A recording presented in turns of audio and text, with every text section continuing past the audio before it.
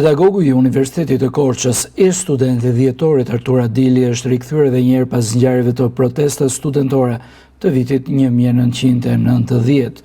Mes të tjerave në kujtimet e tij ai sjell momentin kur Sali Berisha ka shkuar për të takuar studentët, ndërsa njëri prej tyre ka ngritur dy gishtat lart, por reagimi i Sali Berishës, thot Adili, ka qenë i menjëhershëm kur ka kërkuar që të ulen gishtat, pasi ata kishin simbolin e tyre dhe ka ngritur grushtin lart.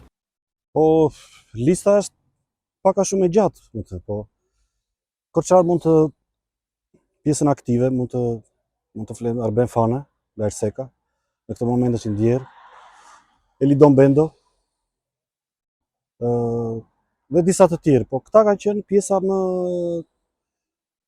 aktive, si mund të thuash, në sensin aktive, në sensin jo të mendje pretësisë ose të gjërave që mund të kuptohen, në sensin e mos mendimit shumë të gjërave, domethënë që ti idhesh direkt për atë që kërkoje, direkt në zjarr për atë që kërkoje. I zhgënjur, pedagogu tregon se ajo protestë ende edhe sot nuk ka arritur qëllimin final për ta bërë Shqipërinë si gjithë Europa, pasi sot sipas tij ka më tepër komunizëm se në vitin 1990.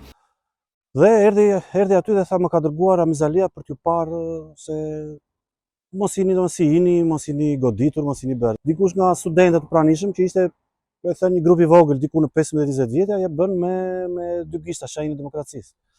Reagoi shumë keq Saliu. Jo, tha, ç'i keni këto, tha. Ne kemi këtë tonën, tha, dhe bëri këtë. Dhe skalovi më tepër se 2-3 javë, ndoshta një muaj, dhe pastaj u bë simbol i demokracisë me dy gishta, Shqipëria e njëjtë, vetëm që ky e bëri.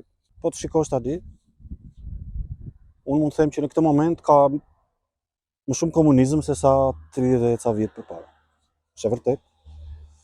Po të shikosh në jetën politike kudo në gjithë Shqipërinë, gjithë komunistë janë. Kush serviloset më shumë, kush të paktën mund të ishte buzë një ndryshimi në Shqipëria, po të gjitha institucionet, të gjitha kishin disa shtylla, si mund të thuash. Tani s'ekziston, po thuaj se është një shtyllë. Mes kësaj proteste, protagonistët kryesor nga Korça ishin Niko Kaçiroti, Akil Fundo, Artur Shkëlqimi, Ilir Bajlozi, Helidon Bendo, Peçi Plasa, Olsi Jerazi, Olgir Molla e plot të tjerë.